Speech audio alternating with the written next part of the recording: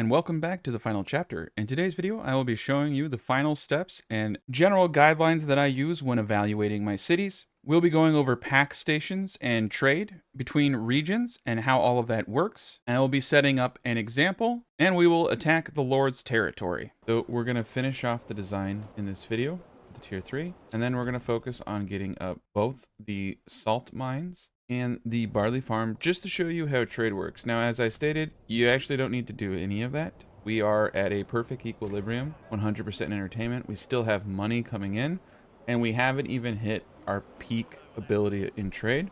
We haven't even gotten the sheep in, and we have, quite honestly, plenty of food. Once we get our next apple haul, we're going to have the 4 food types we need. Pretty much do anything we want. And so the trees are finally mature. We are in year 5, and we've hitting our peak in our stride. Now, the population is going to go up to around 200-ish. You won't be able to facilitate a full army with a design like this. You'll need more people, but as I said, you don't really need to. So I'm going to go into how you can take multiple regions just to get retinue and really offset some of those issues, and we'll go into strategies for managing multiple settlements. So right now, I have quite a bit in the treasury. We're doing really well here.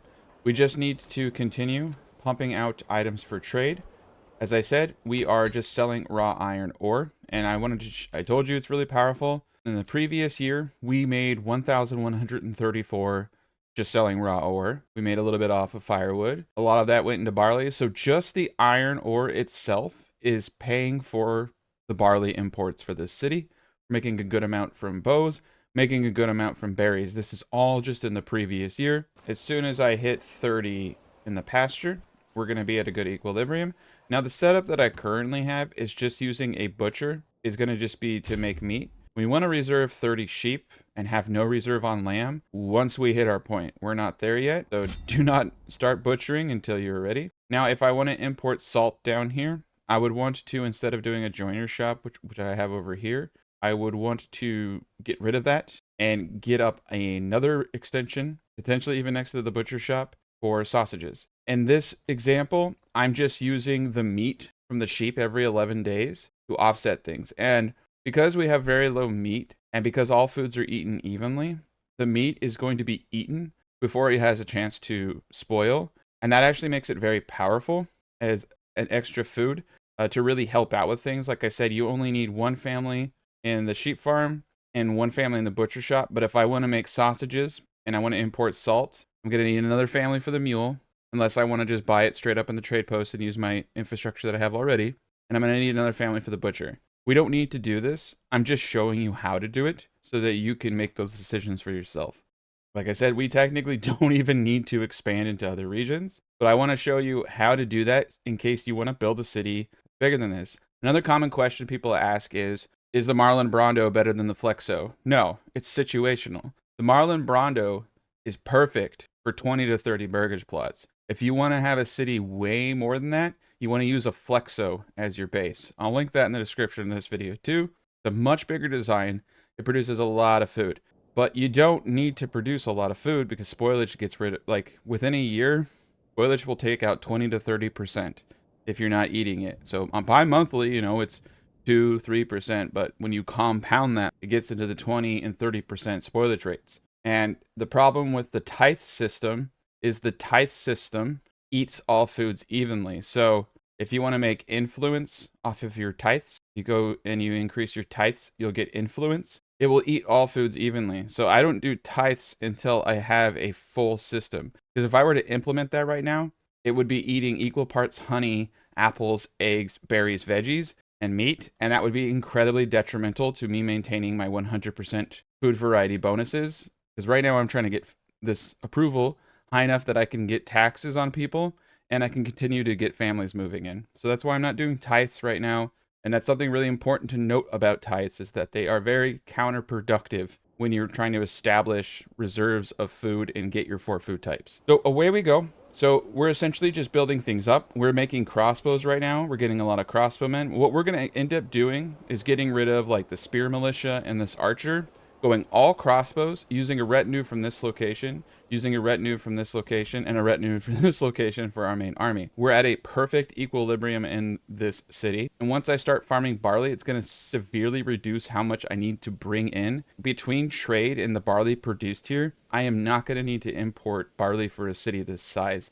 Another thing I want to stress about this game is you can play it however you want, right? But the game mechanics aren't really built to reward large cities. They actually, when you look at it, reward small cities. And they reward small cities with much higher regional wealth, much easier approval ratings, and much higher taxes. And the reason for that is entirely due to trade. So trade will be overhauled. So if you're watching this in the future, and they've come out with a trade patch, you can completely ignore it. But at this point in time, the trade is the bottleneck that makes large cities actually inefficient. So small regional trade cities generate far more wealth. But again, the game is what you make it, right? If you want to build a big city and that's what's fun to you, then how do you do that? Well, there's a couple of methods that you can use. So I have a lot of designs that I've made. The main design is, this is a Marlon Brawndo, but the original Brawndo is actually perfect if you want more food. So say you're like, you know what, I actually want to build another city. Well, just build another Brawndo. In fact, you could build another Marlon Brawndo and go to 40 burgage plots. You could probably actually even go to 60 if you wanted to, and have an in-between city area with a granary for chicken eggs or something. So there's a lot you can do using these designs, but essentially 20 burgage plots, you're going to need something similar to this. You're going to need 1 Morgan of apples on 2 burgage plots and 1 Morgan of veggies on 2 burgage plots in an optimal design. Now what makes a design like this optimal is when individuals come out to collect veggies, they walk out, collect veggies, and walk back in. So the best designs limit the furthest walking points. Now I do have actually more efficient burgage plot designs than this, but this is trying to marry the concept of also granary efficiency, which is having the granary workers be able to quickly access hundreds upon hundreds of veggies and apples. If you're too far from a granary, what will happen is your pantries will be very, very full of veggies and apples, and the spoilage rate on pantries is very high. So you'll have a lot of lost product, and it will take quite a bit of time for your granary workers to collect all those veggies. This can be remedied, of course, by just having additional granary workers. Just look at, okay, what am I doing, and does this have an increased logistics cost to it? And make sure that you are doing everything you can to facilitate that. You can see here I have 2 workers that are helping out with the eggs, the honey, and the berries to relieve the pressure off of this granary so it can focus on its duties, which is gathering all of these goods. So we're in really, really good shape here. We have bread production on the menu too, but we don't need it. It's again another overkill, but I want to show you how to incorporate any of these food designs into your city. Essentially though, we are done. We are generating absurd amounts of regional wealth. We are generating a nice treasury tax on this society. And for trade, what I would like to do at some point is start selling honey. But what I trade for money changes a tad bit once I look at other regions and exchanging goods. So right now we're importing at 12. I can import for much cheaper costs once I get a barley designated region up. Eventually I'm going to want to export a couple more things. Food really isn't it. So we are going to have what I would describe as a lot of wool and a lot of yarn. And when you get to a point where you can dial in your storehouse right next to the trading post in the current system, you can actually probably get away with about 6 trade items and be able to refill those really quickly. Because remember, they move 10 at a time, and it's just, I mean, they're just walking across the street with this stuff. So we can actually sell quite a bit more than what I would recommend a trade post that is not efficiently set up. So we're going to start selling all wool over 50, and we are going to buy a trade route for that. We're going to start selling all yarn over 20 for the amount of burgage plots we have. And I am going to set up a trade route for that as well. We're going to continue to sell firewood until we no longer think it's worth it. And we're also going to start selling at some point crossbows. And that's going to generate quite a bit of revenue. So let's speed this up. The livestock trader is actually no longer necessary. So I'm just going to take the individual out of there. The bloomery is doing a great job. We have quite a bit of iron coming in. I mean, we can go for more for sure. We have 72 iron ore, 24 iron slabs, 103 iron parts. So let me find the blacksmith over here. we put a quota of 100 iron parts. So we can switch him to making tools. I think iron parts are actually great because you see 1 iron slab makes 2 iron parts. We could straight up just start selling iron parts. There's just too many things that you can do to generate revenue and just not the system to support it. Once that's not the case, then yeah, large cities will be king. We can upgrade these guys to deep mines just preemptively to make sure we have all that. The clay pit is gone, so we didn't need to import any clay. We had more than enough to hit tier 3 on every single one of our houses. And yeah, we're doing great. So we have 2 more families. So we're going to need quite a bit to make this work. Now, generally speaking, I wouldn't even touch bread just because I need 3 people for the fields. I need 1 person for the windmill. I need, and I need another person for the oven. And then I have an increased logistic cost on the granary. So it's pretty intensive, but you know, I have nothing else to do. And I'm going to need 3 families for the barley down here. But yet, so you can see that the game highly rewards just small builds. They're just very easy to maintain and they're very powerful. Another thing I'm going to go into is that when I do take these regions, I'm going to want to get my manor up as fast as possible so that I have a retinue always on call in this area. If you do not have a person on call in your territories and the raiders pop in, they will burn the city before I can walk my men over. So I'll go into some of the tactics that I use, and we're going to get rid of the crossbow militia simply so that we can have a full unit. And we have a lot of money now, so it's time to get serious. And we'll upgrade just a few of these bad boys because we do have the money. Perfect. I need to save some for the territories. This is a very, very modest attack that's coming at us. We're going to sally out. And we're also going to build a small castle that we can fight from. A very simple design. One of the most simple designs in this game. Go to the manor, open the castle planner. It's just going to be a basic circle with a double gatehouse. Now, yes, in the real world, you would want to tier your gates so they are not aligned to make it harder on the enemy. But I'm not going to do that because this design is implemented for how the game mechanics work. So essentially what you do is you put archers on either side, and currently you can shoot through fences.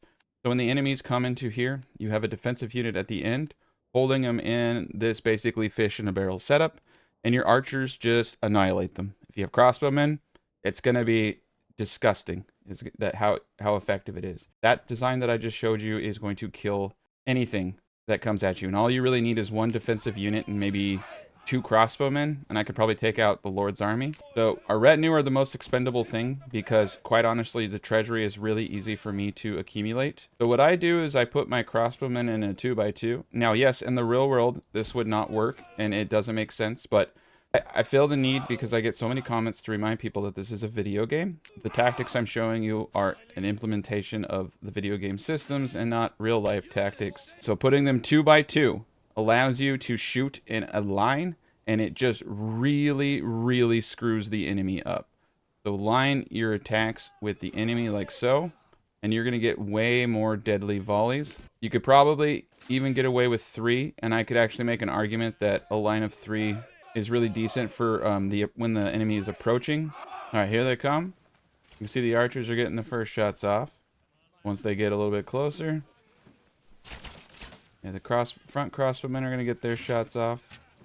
As they approach closer, it's going to become more and more disturbing what you're about to see because these volleys are just going to start wrecking. All right, here we come. This is going to hurt bad. Here we go. We got 5 men. Come on, crossbows. All right, yeah, you can see they went sideways, so the volleys didn't hit as well. Okay. Now I'm going to leave my guys in defensive position because I do want them to keep... Oh, shit. All right. Alright, so we're going to run because we're getting flanked and attacked. Crossbowmen are really not good at kiting for that reason. There we go. We're getting hit from behind, so now we can engage. We're going to have ourselves a swell time. Now we're going to push out with all of our men. Yeah. We lost 1 individual, but it's not too bad. So our sheep are at a sizable population of 22. They're going to be at 30 any day now. So let's get to it. We're going to build 1 regional city at a time. And this is great. We're going to do salt and we're going to do fish. Let's get a road in here. And we're just going to build a, natural cityscape. A lot of wood over here. There's a lot of great things. So administration, camp. We're going to place down the most expensive camp we can, because it's really just nice having all of those resources. Now we can go crazy. So straight off the bat, the first thing I'm going to do is pause the game. And we're going to get up. We'll just do 4 for now. That's actually more than enough. Perfect. We're going to get our fish up. Now this is a rich deposit. Going to get a granary right here. And I'm going to keep things really, really simple for us. We're going to get a logging camp up right here. And this is not going to be a big town. I do not want it to be a big town. Okay, and we're going to do a classic vendor. So just 6 burgage plots like so. But I am going to do a different design for this. And that's to keep the houses as close to the granary as possible. Okay, so we're going to do something that looks a little different. And that's just to keep the housing correct. Go ahead and do your outline like so. This is not going to look pretty. This is just to demonstrate a really easy design. Notice with these plots, I don't care too much about my orientation because they're a lot more forgiving. Turn your snap to road tool back on. 3rd point here. 4th point there. That's actually pretty decent. This is not going to be a perfect example. I'm going to use a road just as a crutch. And we're going to use a corner like so. So I'm going to put my point here and here. 3rd point there. There we go. And I can mold this in any way that I want. Let's actually bring our 3rd point a little closer. And so we can get our 4th point there. We could also try our 3rd point down here. There we go. And then our 4th point there. That's a good bender. You can see the houses are going to be right here. The walking distances are very minimal. And so it's going to be really, really close to the granary. It's going to be efficient enough for what we're trying to do. This will be small scale. One of these will be veggies.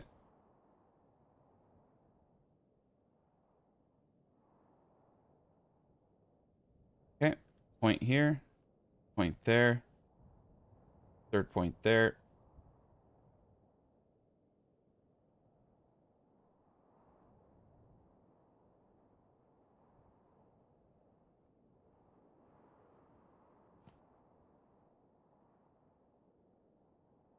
Because these aren't lined up and because I'm using the natural road, these are really weird. But I actually kind of think it's important to show people that a bender can be a very unique setup and still be very, very efficient. Point there. Point there. Here we go. This is actually pretty good. Good enough. It's a little, it's definitely a little funky bender.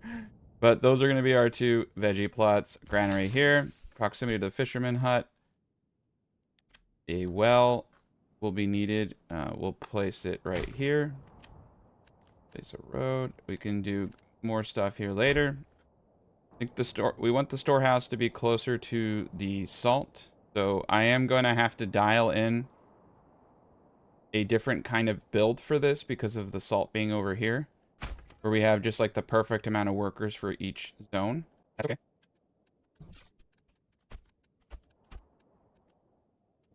Get a road over to that area. So there we go. Got ourselves a couple jumping off points. So let's speed this up. I'm going to put a high priority on the logging camp. But we're going to have more than enough housing. We'll have food coming in. We'll have a granary here. We'll have separated market stall places. We're going to do 1 at a time. And so this is really important, as I said, because cities can be burned to the ground. We need a defensive force here to make sure that the bandits don't go straight into burn it down mode. So we are going to send our retinue up here until we can get our own retinue. Right, we're going to have a logging camp there. Also going to have a logging camp in this area near where everything's stored, because we're going to have board production over here. Okay, so we'll stand guard. And we're just going to let them build everything up. There's a lot for them to do. So I'm not going to put anybody into any kind of job. Definitely want to get another hitching post up. We can put that to high and order another ox. And eggs really do help out in the early stages of this, so we'll see what we can do here. You can see the ox with the log is actually stuck right now, so he got all weird. We're going to demolish the camp, set it up once more. Here we are. We'll just let them do their thing. All right, now we're in business again. Get that logging camp up. Everything's unstuck. I'm going to put one family in here. I'm going to put one family in the fisher hut, and we'll go over fishing mechanics here momentarily. All right, and we can move the hunting camp over here as well. So I'm going to use the shrine tool and move the hunting camp near the fish. All right, so your first point on a fish is definitely going to go straight into advanced pond keeping. And that will double the amount of fish you have and double the population. This is probably as good as it gets after, you know, putting down like 20 shrines. Delete your shrines, hit the tab key to see all the shrines. Unfortunately, you have to delete them all one at a time. And we're going to let them build it all up. All right, so I want to simplify fishing as much as possible. Chill Sloth has a guide, which I'm going to link, and he's given me permission to talk about his findings. And I'm going to kind of explain why his findings make sense. So technically speaking, in March, April, May, the fish regenerate 50% of their population. There is a limitation, however. There are only 11 fishing spots. So ideally, using basic math, you would want to set your limit to 2/3 of the shoal of fish. This works when you don't have the perk, but once you have the perk, you're actually generating fish faster than you can fish it. So you have to use a bit of a modified math. So since I cannot literally fish these guys down, I'm not going to be able to collect all of the fish. I'm going to need a minimum of 5 families to do so. So they're going to be generating faster. The game literally can harvest. So what this means is that you can actually have a little bit of inefficiency, and that is you can fish the population lower than you would think you would want to. Essentially, what Chilled Sloth found was that for a regular fishing pond, you want to set your limit to 235. With the perk, you want to set it to 370. On a pond like this that's rich, you want to set your limit to 373. And with the perk, you want to set your limit to 585. Now, 585, as I said, is way less than 2/3, which is 2/3 of 1,430 is actually 900. So what he's saying is basically overfish it, because that 50% bump that comes from that 500, and then the next 50% bump is going to be more than you can harvest. It seems counterintuitive because you're overfishing, but he found this to be the most optimal, and he was getting 1,135 fish per year with this 585 limit. Another important thing that he notes is you will lose 10% of your fish every month if they're left in the pantry. So you need to move them to a granary ASAP. But anyway, those are the good rates. So if you don't have the perk, use the 2/3 systems. With the perk, you could try this min-max approach. If you don't want to think about that stuff, you can just set it to 2/3. But I do think that he is right, that there is a value to realizing the limitations of how much you can harvest and trying to offset that by overfishing. It's an interesting tactic. So there we are. We're at 585. And so we are going to want to start getting some things up. Now, I'm going to want to trade fish for sure. I'm going to get 2 fisheries right there. Slap them into the road. There we are. We're in business. We're going to speed this up. We got these houses up, so we're going to immediately go into vegetable gardens on both of them. This will give us a nice little early game food that we can rely upon. I am going to think about getting chicken coops here in a bit. So let's come over to where we're doing the storehouse and make sure things are in order. We also want to try to get 3 mines here. So my goal is to sell salt, raw salt, to the market for this town. It's going to net us a pretty stupid amount of money, I would say. But first, we're going to need boards. So we're going to place the board guy here. We're also going to place another log right there. And over here, we're going to set up a different storehouse that's going to be focused on the market stall needs. So we can keep it all close. We're going to do firewood and leather and all that over there. We're not going to be trading any of that stuff, so we're going to be in good shape. Let's also get the hunting camp up. Do it right over here. And let's get a road around the pond to that hunting camp. Make it nice. Okay, cool. So we got ourselves a little thing going. Like I said, we're just going to focus on making sure nobody here dies, because that would not be cool. This logging camp can definitely be turned off here in a second. And we can actually even move it. But let's keep everybody going right now. It's September, so we do want to start thinking about Woodcutter's Lodge over here. We're doing great. Everybody's hunky-dory. And let's get a hitching post out over in this area. A few of them to be exact. We're doing fantastic. Now, everybody's housed. And in the new areas, it doesn't seem that they like you. So you actually have to get your 50% a different way. Now, I could take that bandit camp to deny the Lord. But I kind of actually want him to attack me so I can show you. Alright. And I did put a guy into the granary to get the market stall up so that we can get food bonuses. But primarily, I just want to get the fish out of the freaking pantry. Alright, we're going to start collecting wood because it is October. I'm going to take this individual out of the logging camp over here. And we're going to put him into the logging camp right there. I'm also going to get another storehouse up right here. And we are going to move this logging camp somewhere nice, like over here, next to all these trees. The secondary one-stop shop. Also get connecting road like so. Down here, we are going to want to recruit another crossbow unit since we're getting more crossbows. Perfect. So over here, I'm going to need workers for the mine and other things. So we're going to do a couple more burgage plots, double burgage plots to be exact. We're going to do 3 double burgage plots. No market stalls over here. This is going to be a complete trade region. We're in fantastic shape right now. We're going to prioritize the storehouse. We're going to order another ox. We're going to put 1 individual into the storehouse. I know I can't build anything when I have no families, but I want to get a common goods stall up real quick so we can get that bonus from firewood. There we are. We're above 50%. All right, we have enough fish. I'm going to pull the fishermen out to start building. And look at us go. All right. So let's actually close everything out of storage here. We're only going to be doing what we need to do over here, which is leather, hides, firewood. We're probably not going to go into charcoal, but we're going to get charcoal up anyway. And boots. All we're going to be doing over here is those goods. So over here in the advanced tab, you need to turn all those things off from being stored here. This is going to be the trade part of town. Unfortunately, for my trade posts to work efficiently, I think that we're going to have to keep things where they are. And we're going to want to make a route straight into the city as best as possible. So this will be the fastest route. This is not ideal because it's so far away.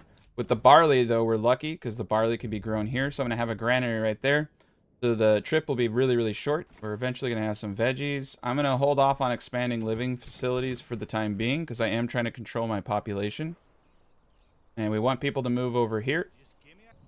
And you can see that everybody's kind of running in a loop with wood to fill this thing. So I'm going to make a shortcut path up here so that the ox have a much cleaner path to getting wood over here. That way they're not having to circle around the whole neighborhood. The ox just love obeying traffic laws. As long as you understand that, you'll be in good shape. All right. So now that we have a family, we're going to go to the saw pit over here.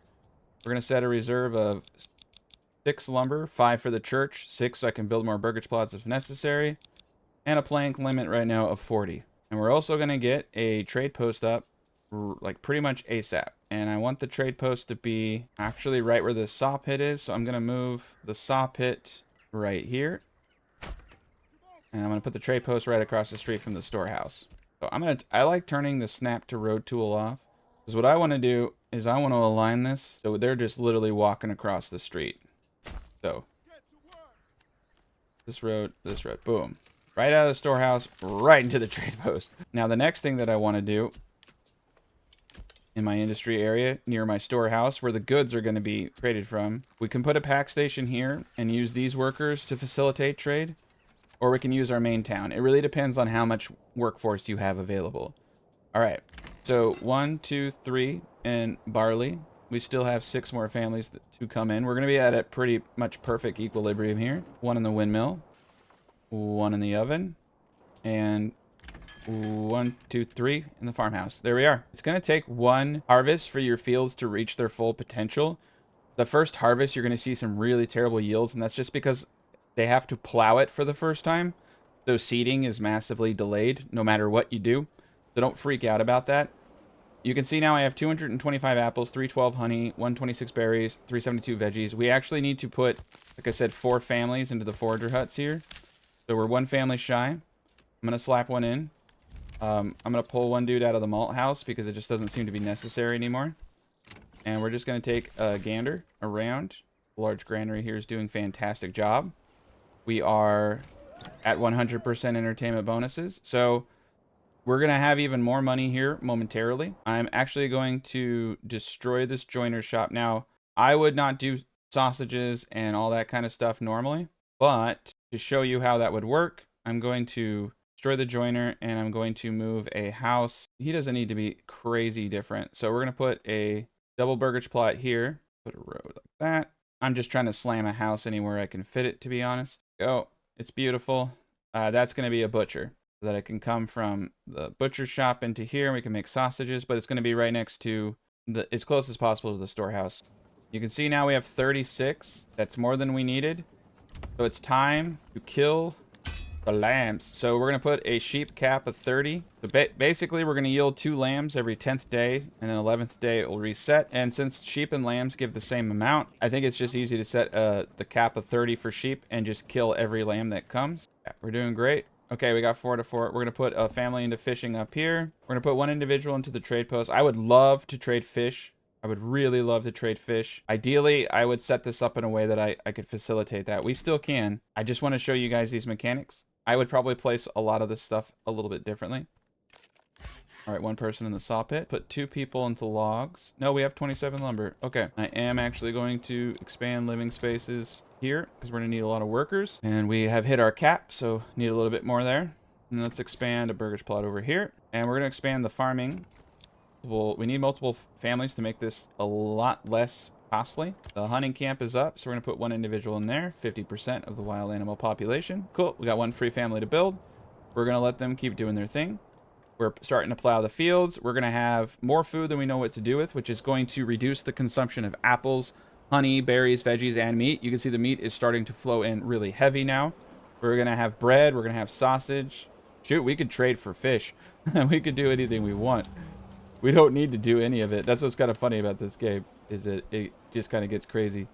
Now, we also have a weaver's workshop that I want to get up, and we're going to set no production limits, to be honest. I want all of this stuff converted to yarn, and we're going to start selling yarn.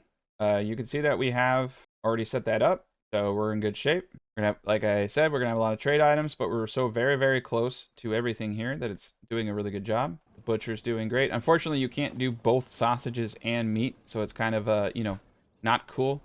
But that's just the way that it is. We got ourselves our little handy-dandy fort. I know 3 is really easy to do. But for now, I'm just going to do 3. I have not been able to figure out how to do that 4th one quite yet. There we are. We're not even going to use that much salt, but it's there. And we'll go into deep core deposits with this place. So we're just going to go fish and then deep mining at some point if we want to build this city out to 20 burgage plots and do all that. I'm not going to do that in this video because I've already shown you how to get to tier 3. So now we have a storehouse. Now remember, whatever you're trading, the closer you are to the storehouse, the better. Or the good that you're trading, because the pack station guy has to go back and touch that. I actually am going to use the pack station in these trade regions because of the farming. I'm running kind of low on workers, and I'd prefer to put them into other things. But you can see that the difference between a 33%, which is where it's at, and 27% is quite a bit. So 40% fertility, 38 to 40 and above really seems to be the Goldilocks zone for getting barley yields. The rye yields are going to be much higher than this, but that's really good for a start. We have 5 free families with 1 more family that can be moved in. And that's going to go away as soon as I get this upgraded to tier 2, because this family will be dedicated to sausages. Trade is going to really start picking up now. Got 40 yarn. I'm going to have them stop selling food and berries because it's taking people too far away from the zone. I want to keep all the trade items coming out of the storehouse that's like literally right next to it. This area is right here. You can see we got crossbows. We got 134. We are going to start trading crossbows now. We're going to stop bow trade since we're not producing any. I'm going to trade anything over 40 crossbows, and we are going to buy that trade route. That is going to net us a lot of money. I'm going to get 1 individual into the mining pit for salt. We got a pack station. We need to order a mule. I'm going to put a person in there.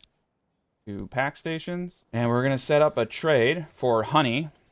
This is kind of an inefficient place for it. Like I said, it's better when things are together, but I just want to show you how this stuff works. Now, I could also do something different. There are two ways you can do trade, okay? So for salt, I can export salt at 4. Be better if I established a trade route, but I don't have the money. And then in my trade post, I come into my trade post, I go to trade, I go to where the salt is, and I say import.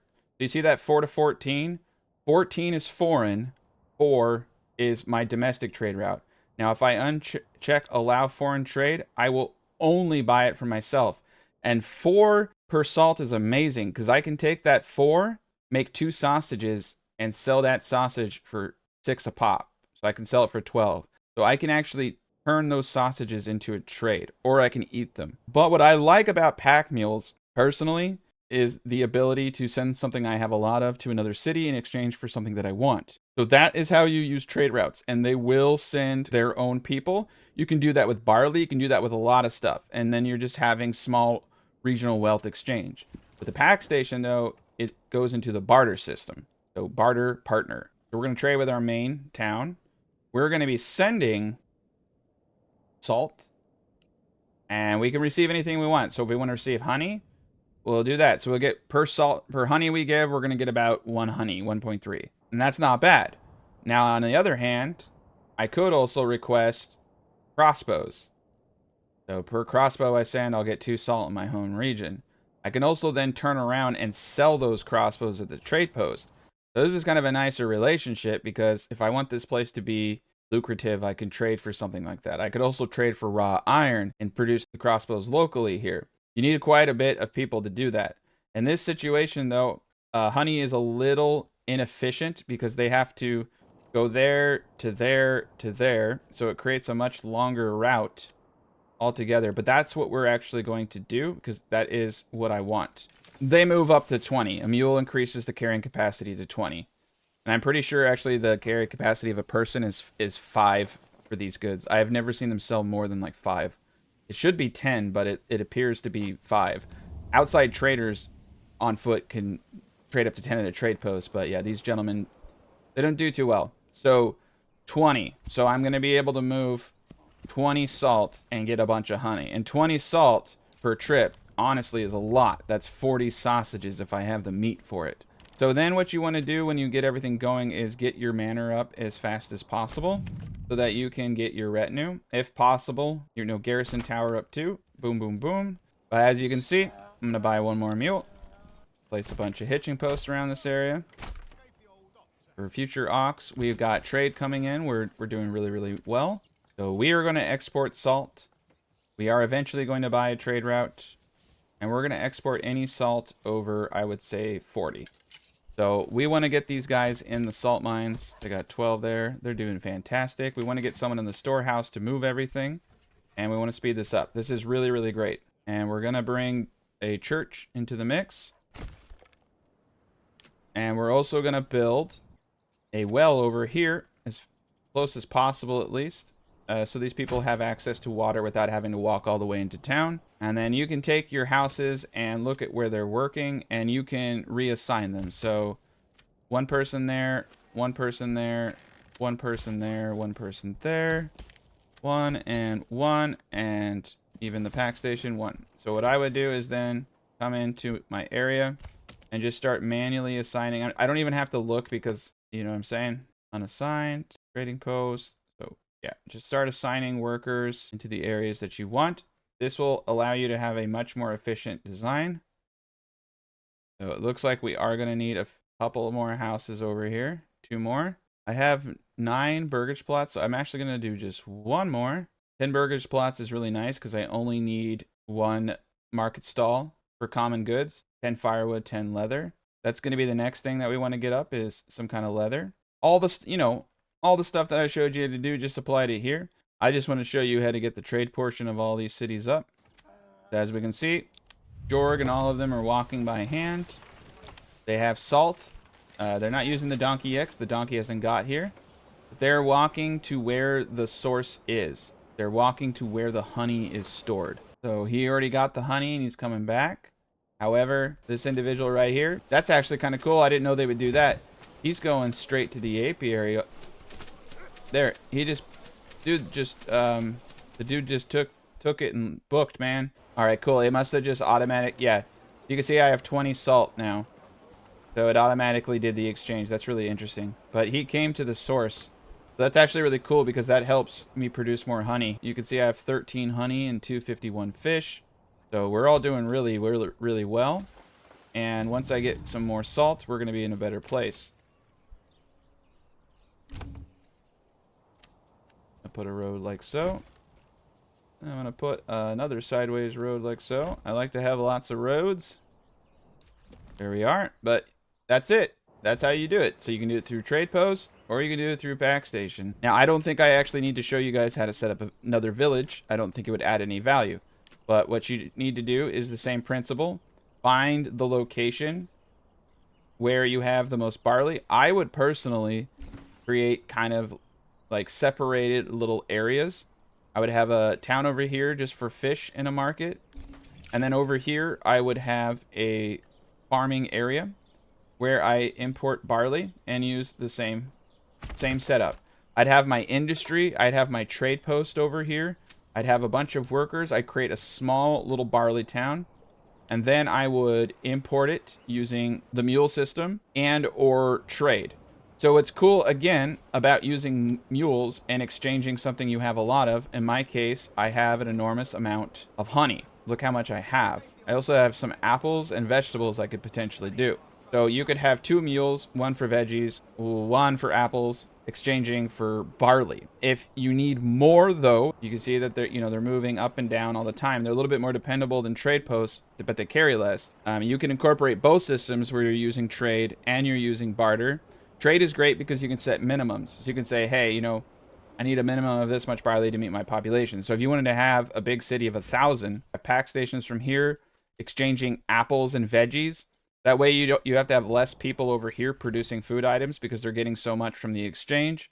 And up here, you could have salt. Another like flip of the coin is I have iron deposits here. So let's take a look, right? So it cost me 2 points to get deep core mining. But if I created an industry specific city for basic armor making, advanced armor making, and master armor, I could produce high grade weapons in one town and use a town like this to ship in iron and coal in exchange for those goods. It would create kind of an equilibrium because they're giving me the armor and then I'm trading that at my trade post and I'm giving them the resources to create more of that. So like I said, this game has a long way to go before strategies like that are viable. So I don't touch it. And another thing is better deals is for foreign trade routes only, foreign import tariffs. So just to kind of go over the salt situation, you can have both the foreign market and your market on. This button just says, I don't want to buy foreign goods because you don't want to pay the high price. If I leave this on, it will buy from both. So with barley, you can literally have your cake and eat it too because you can be importing it from foreign sources, local sources, and you can be bartering for barley as well. So if you want to build a 200 family population city and get enough barley, it can definitely be done using these logistical systems. Money's coming in. Like I said, eggs are exceptionally good for these outposts. I would highly recommend eggs. It's just one of the easiest ways to get that second food type. So I will say with the amount of honey coming in and veggies and all that, we're good. So now that we got the manor up, we get another retinue. And that's just why I like to just spam crossbowmen with my main army. So there we are. And also once you get this retinue up, leave him in defensive position at all times. Again, if bandits come in from this border and I have no one here, they will just immediately start burning things down. You cannot respond quick enough. We're going to get ready for war. So now that we have a surplus of food, I feel more comfortable doing the tithe. I don't need to though. As you can see, my influence is 3,000, which is enough. We're going to get rid of the archer. We're going to get rid of the spearman. And we're going to go all in on crossbows with our army now. Rally out our crossbowmen. And rally these guys. And now we're going to take this region. But I want to show you that you don't even need it. So we're going to get ourselves into a V formation up on this hill. You can see the battle area is right where we're at. Perfect. You want to be in the circle. Make sure that you are in the circle. Here we are. I'm going to reposition my men. Give them the stand your ground command. Crossbows are about to start firing. There we go. You can see they're already taking substantial damage after one volley. It's going to start to get pretty serious. You can see they're dropping like flies now.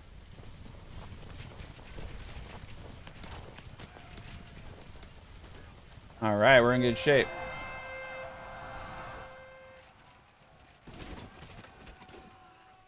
Okay, so this is a pretty serious thing. They're going to try to flank us on each side. They're going to try to take their units over here and flank us. We really need to do a couple of things. But first, we're going to shoot the retinue one time, just to pepper it with a little bit of damage. Here we go. Perfect. All right, so I see over here we have archers, so we're going to try to hit these archers one time with a volley. Okay, we were able to break those men. I would definitely hire the mercenaries. It's pretty messy. You're going to lose retinue, but I just want to show you that you could technically, just with range superiority, do quite a bit of damage. So we want to hit their archers as fast as possible. Our men are holding the line. I'm actually going to have them push forward, and I'm going to have my guys push forward now that we're in a superior position. Really dangerous to turn your back on the enemy. I would love to come in and get some flanking shots, but we want to be careful here. All right, unpause. There we go. First volley. All right, so their archers are about to get just completely ripped. Okay, we took out a lot of them. Now I'm going to switch over to the Brawdnos, so that's going to lower damage. All right, perfect. Now I'm going to use these gentlemen here to engage the retinue, and we're going to start volleying on these banditos over here.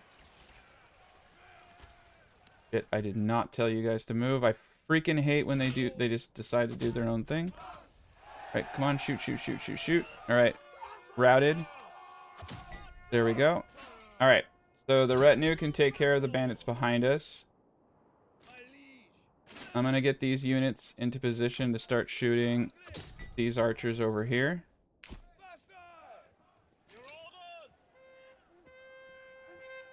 Okay, and this guy I'm going to have shoot those guys behind us.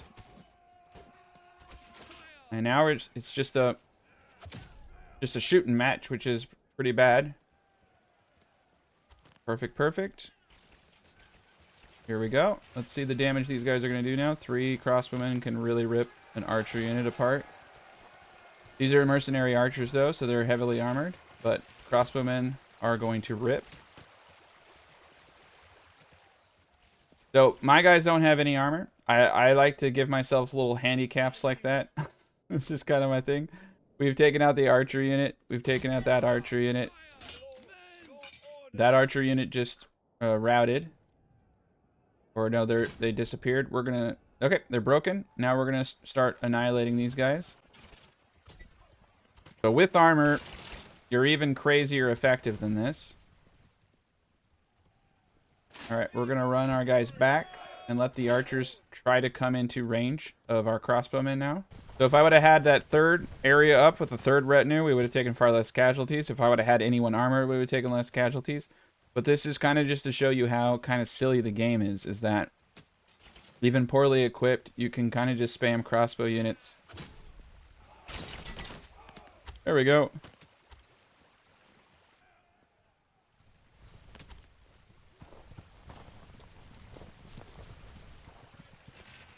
There you go. That's it. We took a lot of casualties we didn't need to, but that's just the way it is.